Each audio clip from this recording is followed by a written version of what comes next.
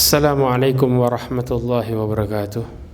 Alhamdulillah wassalatu wassalamu ala rasulillah wa ba'd.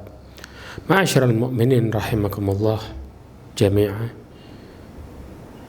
Alhamdulillah, dalam kita menghadapi kehidupan ini kita butuh yang namanya petunjuk.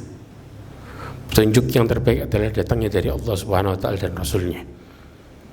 Dalam kita menyelesaikan permasalahan kita, ketakutan kita tentang penyakit dan wabah atau musibah yang terjadi secara mendadak, tentunya kita butuh panduan dalam menjalankan semua itu, sehingga kita bisa melewatinya dengan yang terbaik. Allah Subhanahu wa taala berfirman ketika kita kembali kepada Al-Quran. Allah berfirman, inna hadzal qur'ana yahdi lillati hiya aqwam. Dalam surat Al-Isra Allah berfirman dalam ayat yang ke-9, sesungguhnya Al-Quran ini memberikan petunjuk kepada jalan yang lurus. Apa yang kita bisa ambil dari pelajaran di dalam Al-Quran tentang bagaimana cara kita menghadapi wabah, atau cara kita menghadapi musibah, atau cara kita menghadapi permasalahan-permasalahan yang terjadi? Yang pertama adalah bahwa sesungguhnya Allah Subhanahu wa taala mentakdirkan musibah yang terjadi kepada setiap hambanya. Hal itu terjadi karena takdir Allah Subhanahu wa taala. Allah berfirman dalam surat At-Taubah ayat 51. Qul la yusibanna illa ma kataballahu lana huwa maulana wa 'alallahi falyatawakkalul mu'minun. Allah berfirman, katakanlah la yusibanna, tidak akan pernah musibah menimpa kami illa ma kataballahu lana, kecuali apa yang Allah telah tuliskan kepada kami. Kecuali apa yang Allah telah takdirkan. Huwa maulana. Kemudian Allah meneruskan ayat ini dengan mengatakan bahwa sesungguhnya Dia merupakan pelindung bagi kami. Kenapa Allah katakan Allah pelindung bagi kita semua, sedangkan Allah menerangkan masalah ayat musibah? Allah meyakinkan kita semua bahwa sesungguhnya musibah yang terjadi merupakan yang terbaik untuk kita. Kedua, Allah akan melindungi setiap hambanya dan memberikan jalan keluar dalam setiap musibahnya. Lalu bagaimana sikap orang mukmin dalam menghadapi musibahnya tadi?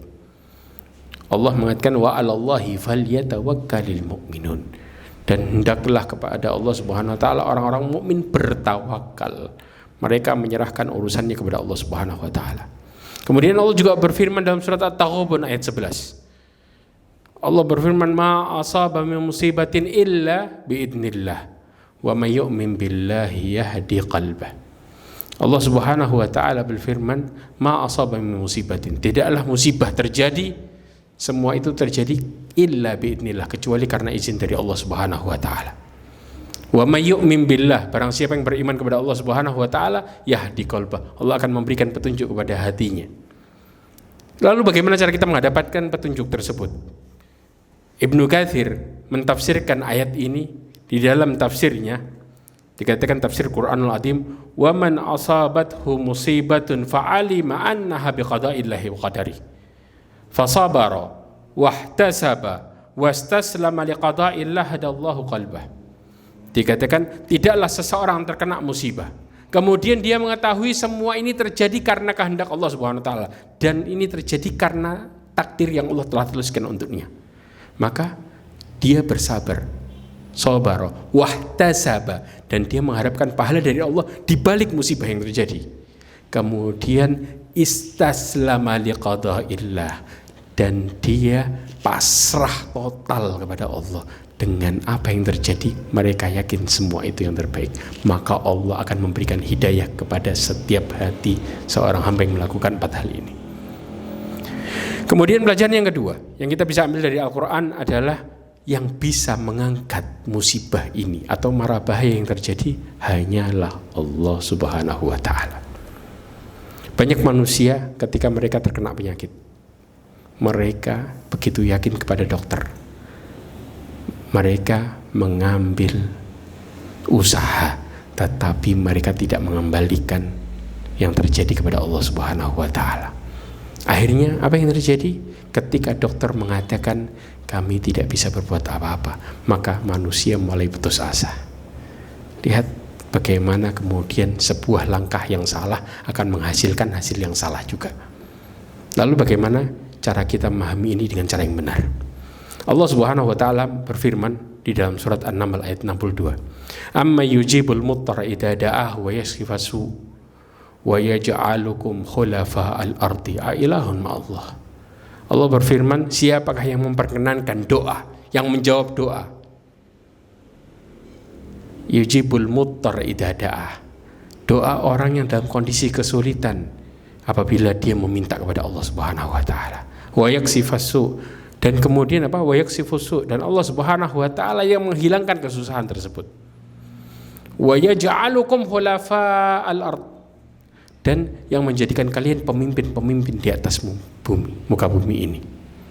Kemudian Allah menutup ayat ini dengan mengatakan ilahun ma'allah. Apakah ada Tuhan yang bisa melakukan semua ini bersama Allah Subhanahu wa taala?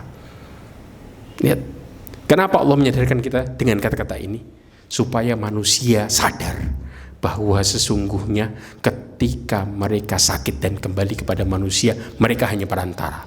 Tetapi yang memutuskan apakah kemudian diangkat penyakit atau tidak, atau kesusahan, hanyalah Allah Subhanahu wa taala.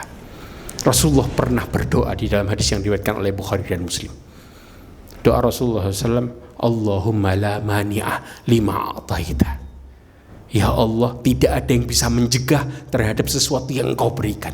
Wala mu'tiyah, dan tidak ada yang bisa memberikan lima mana'ata, terhadap apa yang Engkau cegah. Wala yanfa'udal jaddi minkal jaddu, dan tidak bermanfaatnya kekayaan dan kemuliaan terhadap azabmu. Wallahu a'lam bishawab. Mudah-mudahan kita bisa menjadi orang-orang yang yakin kepada Allah dalam setiap menghadapi musibah ini, dan kita selalu kembali kepada Allah Subhanahu wa taala. Wa akhiru da'wana alhamdulillahi rabbil alamin.